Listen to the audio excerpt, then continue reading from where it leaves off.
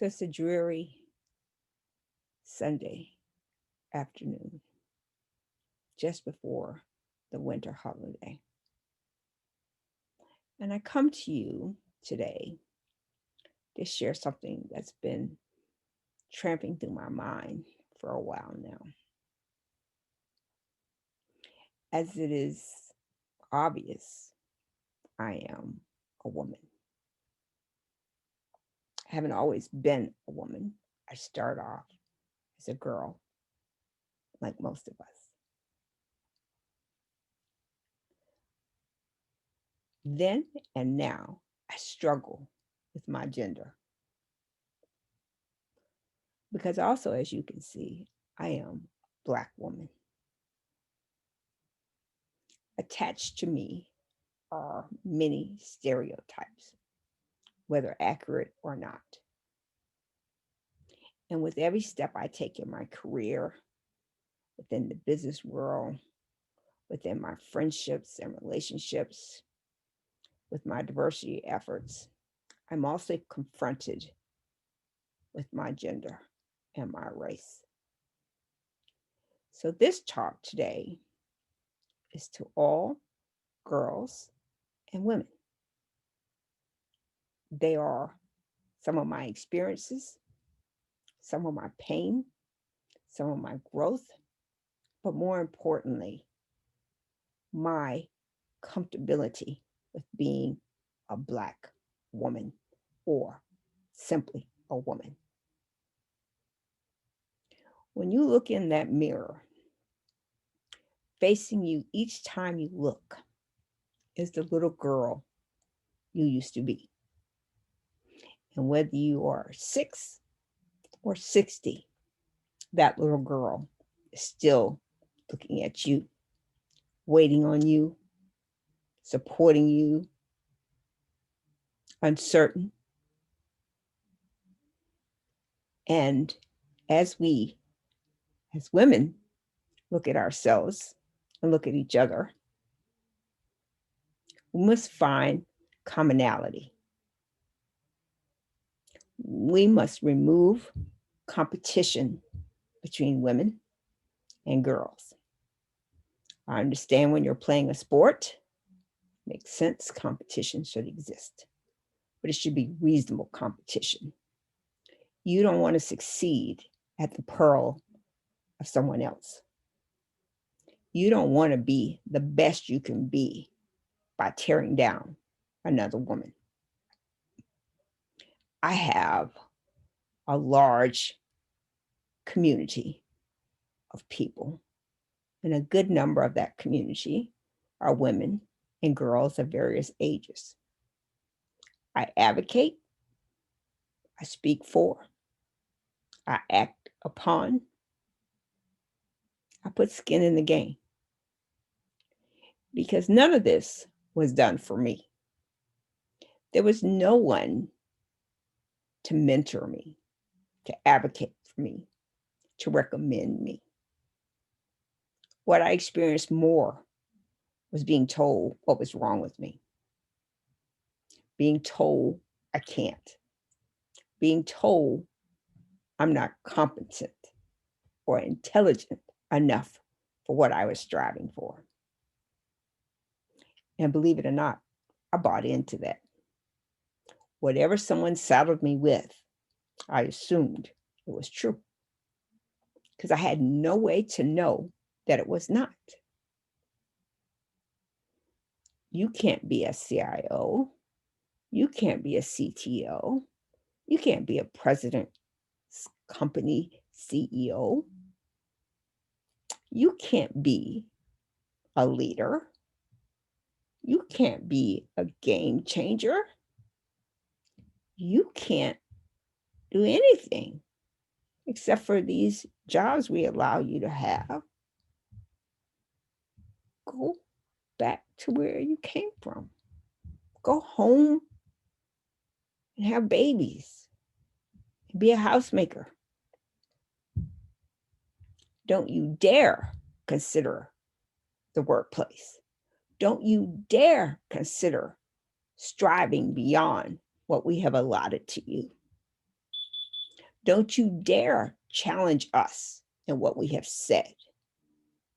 Don't you dare believe that you are someone, that you matter, that you are valuable, you're worth more than gold.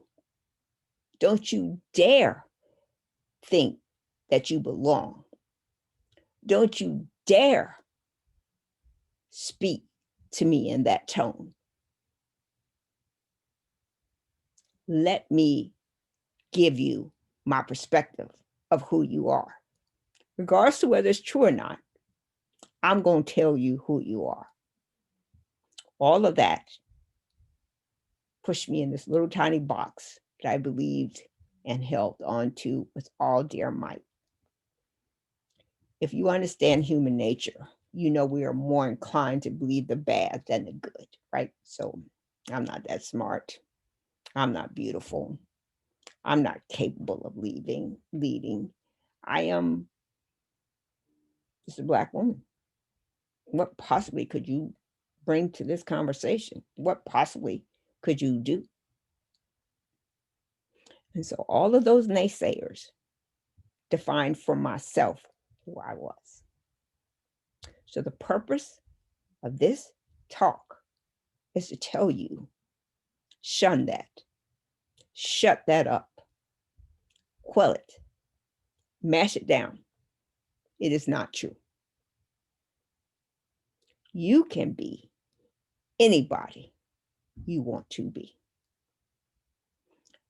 Not defined by your race, not defined by your gender, not defined by your sexual orientation, not defined by your religion, not defined by your size, nothing except what you believe. If you believe you can, guess what? You can. If you take on other people's values and attach them to yourself, you are not you. You are what they say you are. It's hard for us to overcome all of those noises in our head and the noises being shot at us. Because it's easier to believe you can't. It's easier to believe you're not that smart or you're not that capable. You're not a leader. It's easy to believe that because that means we don't have to dare. We don't have to step out on the skinny branches. We don't have to walk the plank with a chance of it being pulled off from under us. But that's exactly what you need to do. Step on the skinny branches and let the branches break. Step on the plank and fall deep into the ocean. Fail, fail, and keep failing. And every time you fail, learn and grow. If you start out making a cake and it burnt, great. You've learned some lessons. Turn the temperature of the oven down. Don't leave the cake in the oven that long, but you learn. If you keep burning the cake, guess what? You're not learning. In everything in our lives, there is lessons and blessings, nothing else. The lessons are the failures. The blessings are the result. You should be paid equally. You should be promoted equally. You should be seen as valuable in the organization as anyone else. In your relationships, you should be valued for what you bring to the table. And we, as women, have been described as weak, vulnerable, emotional, whatever adverb someone can find to attach to us to help us feel or fit narrowly in that box they have created for us. Guess what? Not true. Not true. But you have to get out of your own head. You have to get those voices out of your head, and you have to believe, you have to dare, you have to trust, you have to fail. Because if you don't do those things, when your moment comes, you won't be prepared for it. What is it that you want to do? Know it. Don't have 85 things running. You want to be a artist, a singer, a doctor, a lawyer, and all them other things. You have to find something and be intentional about it. If you want to be the president of your organization, be intentional. Start taking all the steps it is necessary to become that president. The way you dress, the way you speak, the way you walk, the way you engage has to be presidential. You have to see that in yourself. If you do not see that in yourself, you'll keep getting those lessons and less blessings. But you, above all others, must believe in you. You must be able to shut the noises in your head down. You must be able to shut the noises that's coming at you down. My last, not my current, but my last boss used to call me passive aggressive all the time. And I spend hours researching what passive aggressive meant. What? What is passive aggressive? What I came to know is that I was not allowed to think differently than he did. That I was not allowed to act differently than he did. I was not allowed to want to lead or to challenge the narrative, passive aggressive. And of course, I am the angry Black woman, right? So I'm always mad and I'm always talking loud. I am not. I'm an introvert. I'm quiet. Early on in my career, you could step all over me. You could say anything you want to say to me, do anything you want to do to me, and I would just roll over. No more. I know who I am, and I am intentional every single day. When I make up my bed, I am intentional. When I put on my clothes, I am intentional because the person I need to be for my family, for my community, requires me to be intentional and not to buy in to the negative. Your body, your mind, your work, your pay, your time is as valuable as anyone else's. Get up, get on. If you go to the baby crawling or bicycle rolling analogies, how many times did that baby fall before it walked? How many times did they fall off the bicycle before they could ride it? Wasn't just one, many. But you must take those failures and see the value in them. But you must not attach them as who you are. You're not a failure. You're not insignificant. You're not narrow. You're not passive aggressive. You are your most important self, the most important thing you own. And I will tell you the airline analogy. When you get on an airplane with a child, what is it that they say? Strap yourself in first before you strap in your child. Now, the logic of that is really simple. It's just really simple. But you really have to think about it a little bit. Most of us are nurturing. So our first actions are going to be to our children. We're going to take care of our children. But if you aren't well, if you aren't safe, how can you? So I made this video for you and for me because I need to tell my story. I need you to know my story. 40 plus years in IT, not a CIO, not a CTO. I can't tell you how many people told me I could never be that. I can't tell you how many people I have hired and fired. Every one of my actions are calculated. I sit and I think about it. Sometimes it's analysis paralysis, but I sit and I think about it. Is this the right thing to do? I always give everything that I've got. I don't half step at all. I don't go in a job and work 5 or 6 hours and go home, or go play some kind of game on the computer or something. I don't do that. I have intentional actions and behaviors. If I don't know something in my job, I learn it quickly. When I was younger, I used to have a photographic memory. So if you told me something or showed me something, it was in there. Well, as I've aged, some of that's leaked out the other side. So not as sharp as I used to be, I will say, but I'm still damn sharp. I am what you are, a woman, a brilliant, empathetic, willing, and able woman. Have I made mistakes? Sure. Lots of lessons. Sometimes the same lesson over and over again. I burnt the cake like 7 times in the same day. Absolutely. But every time I burnt that cake, I learned something new. And to the point now, I can make a cake with one eye open. I learned my lessons. But the most important lesson I have, I'll tell you a story.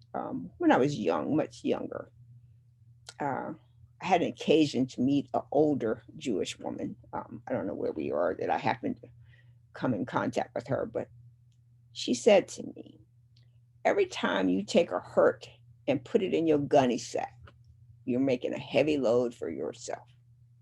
Let it go. Let it go.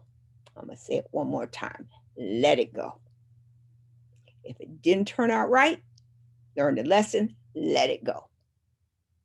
If you didn't get the job you want, let it go. There's a better job out there for you. Everything in life are consequences, actions, responses, and beliefs. If you believe I cannot be a CIO or a CTO or a leader, it's your belief. It's not mine. I have a very, very large community. Before the pandemic hit, I used to have 4 or 5 massive dinners at my house a year.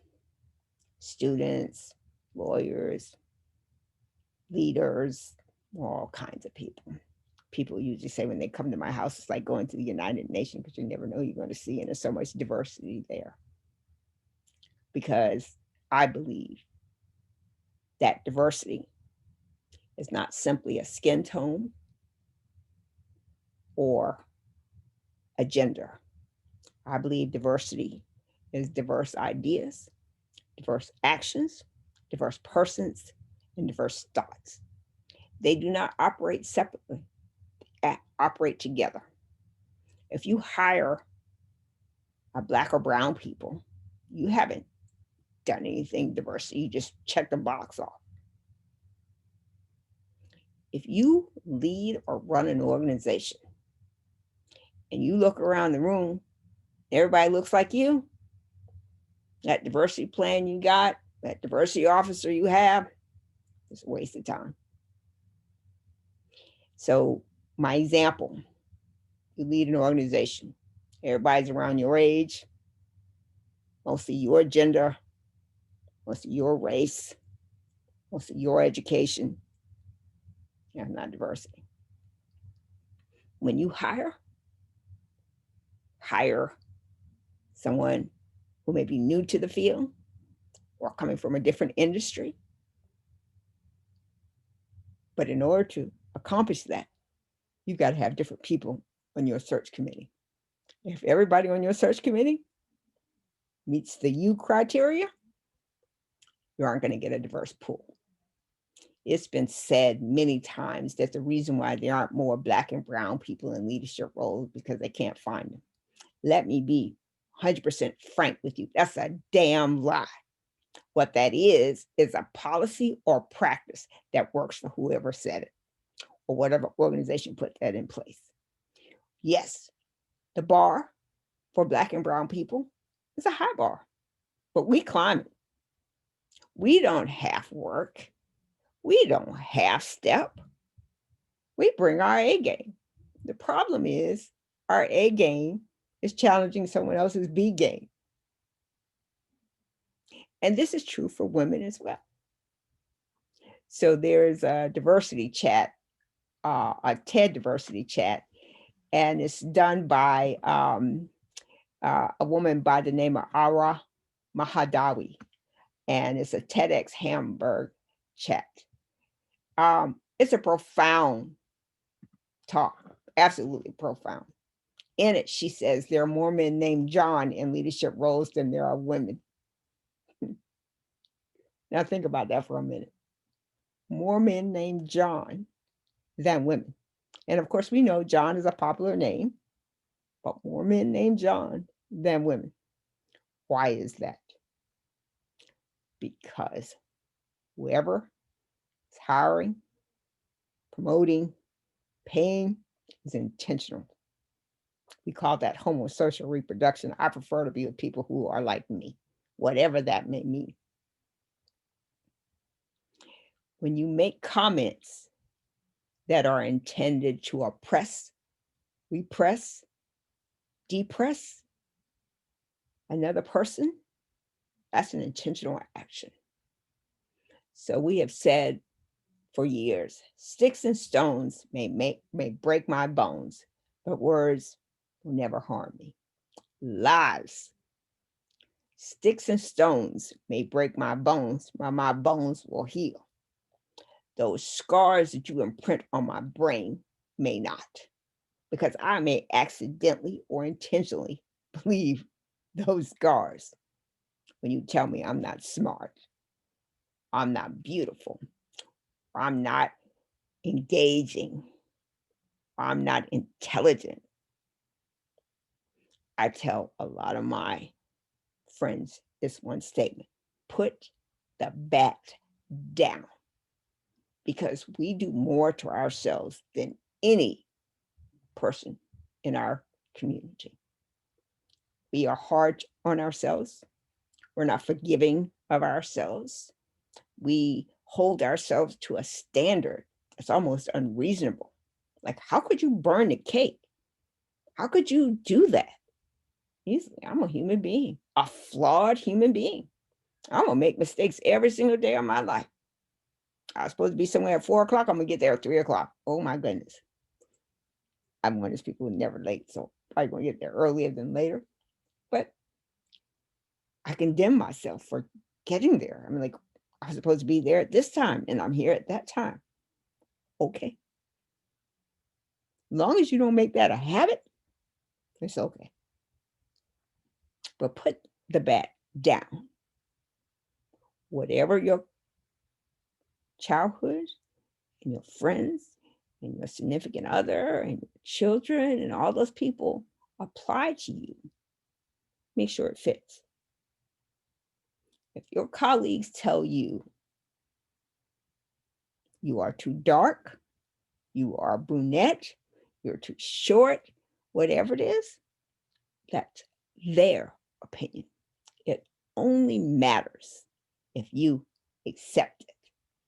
So if I sit here and tell you today that you are beautiful, that you are brilliant, that you are capable of anything you set your mind to, intentionality, you can do it.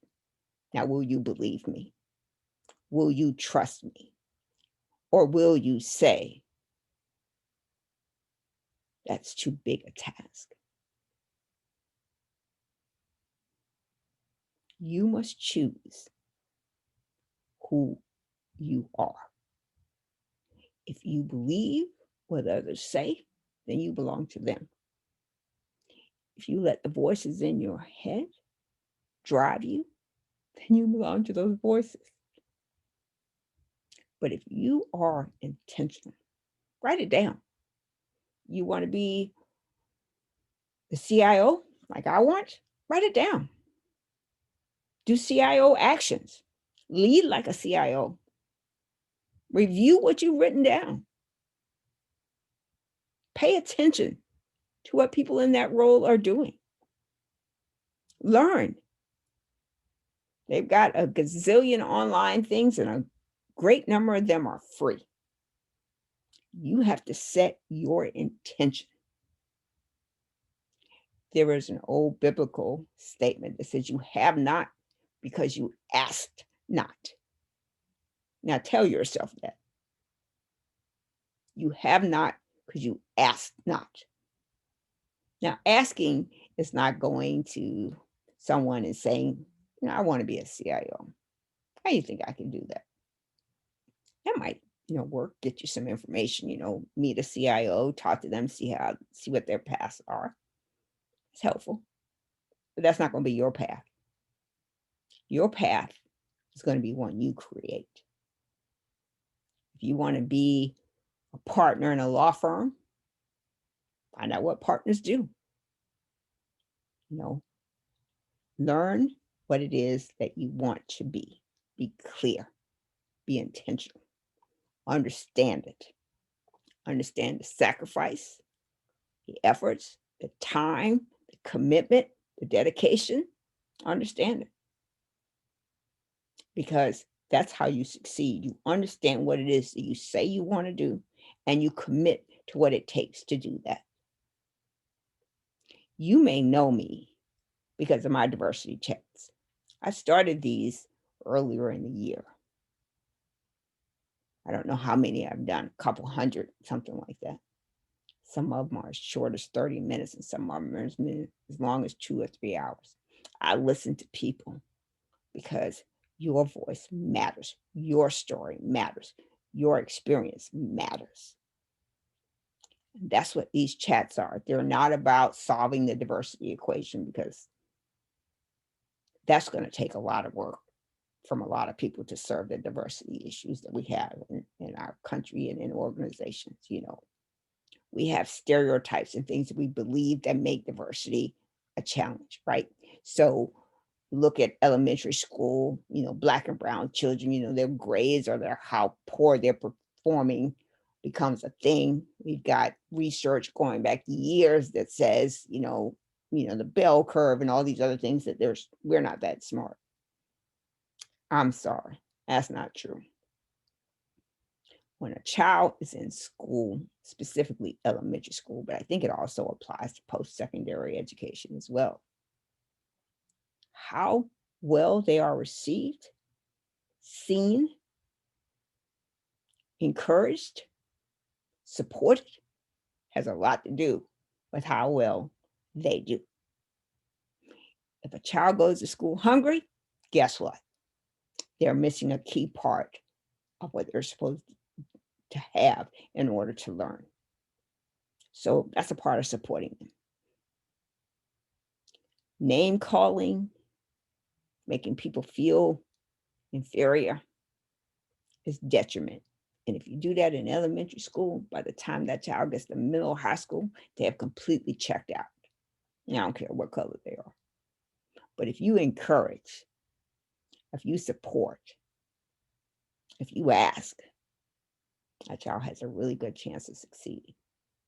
In post-secondary education, most of them are adults or close to being adults, able to navigate the world, but they have the same issue as that elementary child. Am I accepted?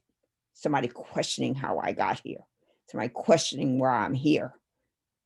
Being told or, being afraid to show uncertainty or concern because you may be condemned for showing that weakness.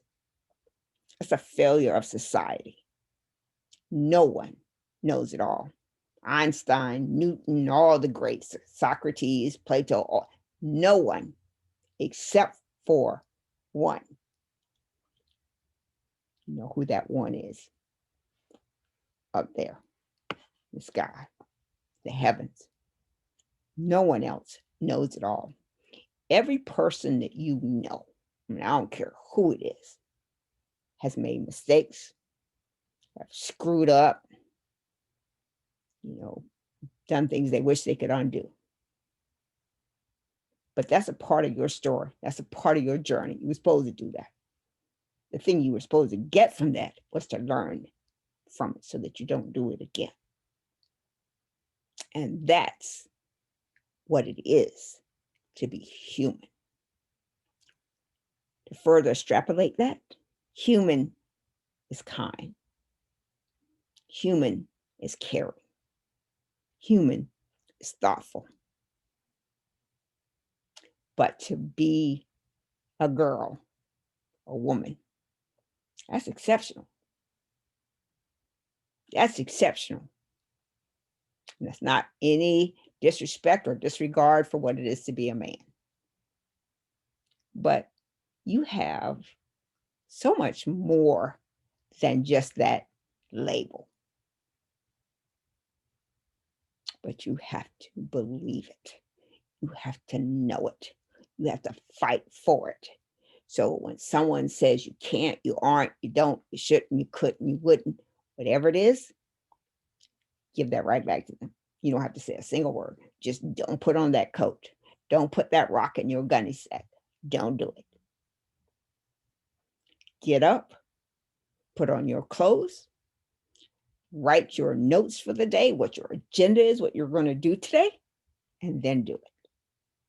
Make sure that when you look at that little girl in the mirror, you make sure she knows anything is possible. And when that little girl looks at that woman looking at her, that woman knows I can. Simply, I can do anything I want to do. I must believe in me. Thank you for listening to me. Have a wonderful holiday. Stay dry, stay warm, stay safe.